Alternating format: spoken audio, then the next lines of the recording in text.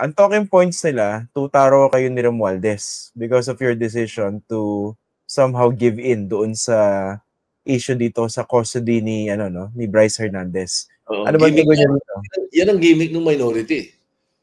Hindi ba nila naisip na baka si Martin ang tuta ko? Bakit? Aba mag-isip sila. Hindi ba? Bakit nakabintang sila ng gano'n? Pinagbigyan ko yung TRICOM, tuta na ako. Ano yun? May ginawa ba akong illegal? Yung bang ni-request ng House of Representatives, illegal? Hindi. Hindi ba? Yung ba yung nasa power ng Senate President? Oo. Paano naging tuta yun? Ang gusto niyo, awayin ko on day one ang House of Representatives. Di ba? Where is parliamentary courtesy? Of course, sigurado yung mga trolls wala nun at hindi naintindihan kung ano yung parliamentary courtesy. Kaya siguro ganun. Kaya ba sila, mamatay sila sa sama ng loob. Pero dito, anong balak niyo rito kay Bryce Hernandez, no? Kasi yung huling pagsabak niya dyan sa pagsalang niya sa Blue Ribbon Committee, talagang he was grilled. Sa House naman, mas freely nakapagsalita siya at nakapaglabas ng ilang mga ebidensya. Diba yung Viber messages, pati yung amounts, no? Yung 355 million, I think na double check ni Senator Ping, no? Nandun talaga, insertion siya. Tapos ay binabanggit siya ng 600 million na insertion naman daw ng 2023 ni Senator Joel Villanueva. So anong plano ng Senado, ng Blue Ribbon Committee when it comes to Bryce Hernandez po? We will, I'm sure Senator Lacson will verify it. He's currently investigating. He's investigating all this. Kaya ikinalulungkot ko sa mga umaasa na walang pupuntahan yan, matindi ang pupuntahan yan. With Senator Ping at the helm. Okay. You're talking about Senator Ping now leading the Blue Ribbon Committee. Pero ano po ba yung honest assessment ninyo dito sa leadership sa Blue Ribbon ni Marcoleta? Specifically yung handling niya ng investigation sa flood control. Ang tingin ko hindi naaayon sa direksyon na iniisip ko. So this is my opinion. Whether you like it or not, that is my opinion. Ang direksyon, kasi dapat sa akin, ang antigo ko na dyan ang direksyon, kailangan ang umpisa mo ng pagkatawag mo ng isang hearing ng kahit anong, lalo na pag Blue Ribbon, in aid of legislation kaagad. Ang puntirya mo kaagad dito, ano ang mga pwede nating makuhang impormasyon dito sa mga pangyayaring ito na babaguhin natin ang mga batas at aayusin natin. Like for example, restructure natin ang DPWH. I-restructure natin yung PICAB. I-restructure natin yung SIAP. Kaya nung una ko umattend, doon ang mga questions ko Doon muna So ang tingin ko, tanong mo ano assessment ko sa pag-handle niya nun? Hindi maayos ang direksyon. Spurious Tapos biglang may papasok, magtatanong, papayagan niya. Sumisingit sa isang nagsasalita, papayagan niya. Di ba? Ang style namin nung araw pa, kailangan dyan, at the start, pag umpisa mo pa lang, ikaw muna, ikaw ang chairman Oras na matapos ka sa mga tanungan, doon mo iisa-isahin, sino yung unang dumating.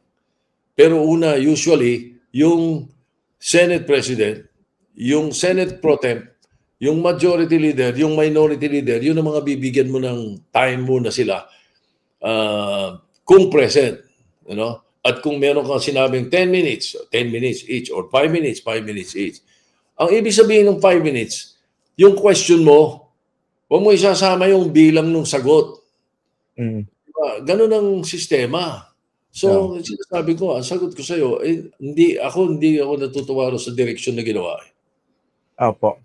May impression naman na yung pamumuno ni Senator Marcoleta sa Blue Ribbon doon sa investigation sa flood control, tila may effort na iiwas yung issue sa mga Duterte. Selective protektahan yung mga Duterte. Do you also share that observation? Dahil sa mga sagot na nakuha, to a certain extent. Kasi dapat doon ang puntirya ako, nung nagtatanong ako tungkol doon sa kung sino nag-appoint doon sa mga taga-PICAB ang sagot sa akin, Duterte. na panahon ni President Duterte, oo. Tatanungin ko pa lang yung ano tawag dito, yung reappointment. Kasi every 3 years lang yun eh. Every 3 years lang pala sila dyan eh. Ang batas eh. Diba? Wala ka nakakakilala ng pick-up nung una eh. Inagaw kagad ni Senator Marcoleta yung floor eh. Siya yung chairman, ano magagawa ko? Ako'y marunong sumunod sa rules. Kung sila hindi marunong, ako'y marunong. So sa susunod na pagdinig na paharapin po muli si Bryce Hernandez, no? And of course, I suppose, kukomprentahin siya nila Joel Villanueva at saka Jingo Estrada. Oh, they have every right to do so. Yeah. Oo. Pero in the spirit of fairness and transparency, paano kung totoo yung sinasabi ni Bryce Hernandez, papayagan nyo ba yung colleagues ninyo na pagtakpan naman yung mga sarili nila to save their themselves?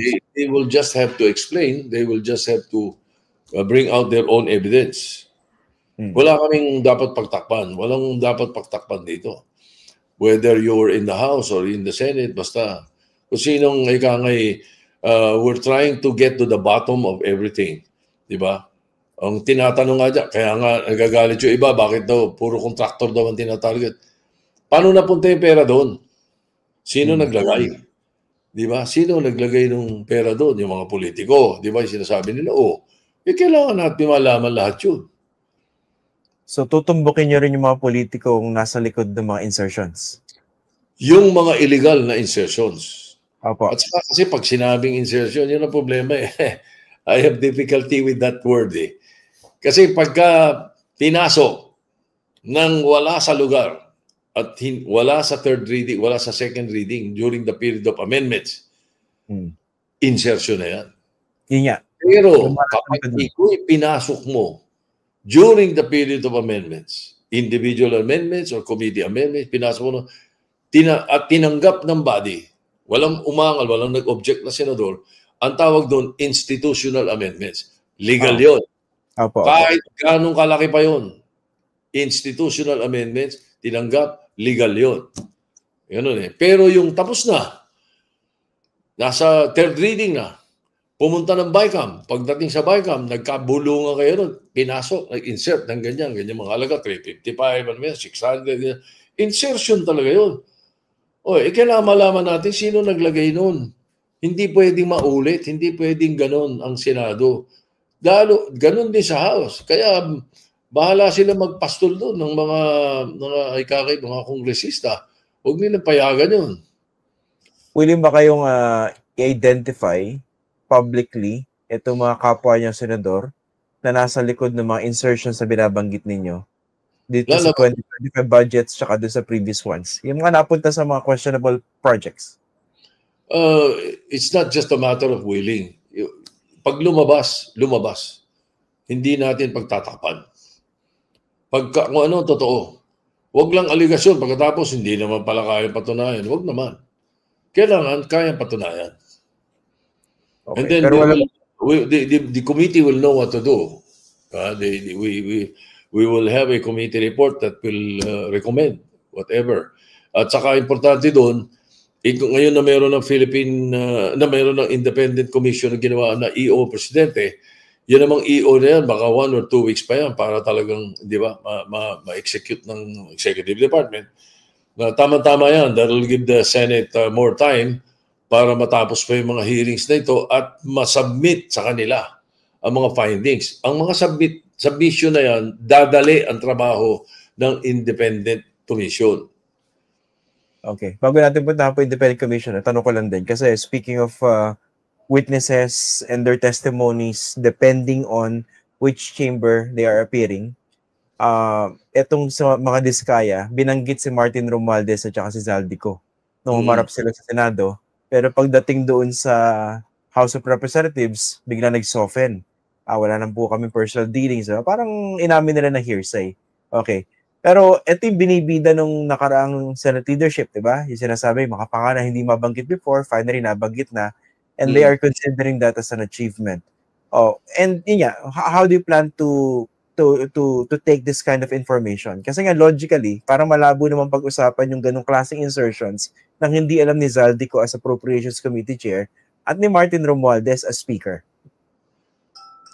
Correct. Hindi pwedeng hindi alam nung chairman ng appropriations at nung speaker. Hindi rin pwedeng hindi alam ng chairman ng finance ng Senate at ng Senate President. Precisely. Pareho yun. Ang problema lang, meron akong balita, kailangan i-confirm pa natin. Sabi ng chairman ng finance, wala raw siya ron. Interview mo. Nadinig ko rin po. Parang, tama ba tayo ng ano? Si Martin Romualdez at si Saldico may sabit, may sabit din yung sa amin. Oo nga, pero ang nadinig ko, I'm still confirming it, hindi siya sumama doon dahil meron nga raw, tama? Parang medyo, hindi siya sumama. Ayun, hindi sumama o hindi pinasama? Pwede mas tama kayo. Ewan natin. No? Your guess is as good as mine. Hindi ba? Pero pinapaharap yata siya sa House of Representatives next time, di ba? Si former Senator Grace po. Pwede nilang imbitahan kasi she's no longer an incumbent. Doon naman sa iniimbitahan nila yung kanilang chairman ng appropriations, hindi lang invite, dapat umattend yun. Dapat umattend. Member pa siya ng Congress eh. Sa amin, sa Senate, imbitahan si Grace. Hindi naman siya incumbent eh. And then also, if she appears, walang problema. I don't see any problem at all. Basta meron kasing tradition sa Senado. Pag dating ang senador, kahit umupo ka sa plenary, habang nagpe-plenary, pwede. Kahit pumunta ka pa doon. Ganun ang tradisyon eh. Ganun ang tradisyon. Kaya nga pag may hearing, tapos merong former senator na invited, dapat yung pinauupo sa hilera ng mga senador. Okay. Oo, pwede siyang magtanong. Kaya nga nagtataka ako sa hearing ng House no isang araw eh. Na sa amin, sa Senate pala, yung umattend si Toby. Remember? Umattend si Toby. Pinaupo yata nila doon sa sa resource person eh. Kung nandun ako, papaalala ko sa mga kasama namin. Sabagay, maraming bagito sa mga kasama namin eh. Papaalala ko na ang isang congressman, lalo na incumbent, katapat namin yun. Magkakapantay kayo? Equal yun. Kaya dapat yun nakaupo doon sa mga Kaya nung nagtatanong si Toby, na-question nga siya, ba't siya nagtatanong ng diretso sa resource person? Pwede yun. Okay, tama. Congressman yun eh. Congressman yun eh. Pero sabi nila, dumaan ka sa chair. Okay na rin. Sige, dumaan ka sa chair. As a matter of fact, ang mga senador, kung tutuusin, nagtatanong, di ba, meron nakita mo, may binubuli pa yung resource person. Yung chairman dapat sitahin dun eh. Ba't mo pinapayagan? Dapat, dumaan ka sa akin. Ako, tanongin mo. Like for example, ikaw, Christian, ang chairman, sa hearing. Tapos gusto kong tanongin to si Torpulano. Di ba? Ikaw ang kina-address ko dapat. Mr. Chair. Mr. Chairman, saan nakuha ni Mr. Torpulano yung 100 million? Ganon. Hindi yung, Mr. Torpulano, saan nakuha yung 100 million? Yung chairman nun, medyo mukhang hindi sanay sa rules and procedures. Dapat gano'n, sitahin na niya kaya ako tanungin mo. Naririnig niya, pero you pass through the chair. Tsaka, chair, when you say chair, yun yung posisyon. When you talk to the chairman, you say chairman. Nagtataka nga ako rito, ba't nauso sa kanila, Mr. Chair, iniiksian nila. Bakit? Mr. Chairman. The position is the chair.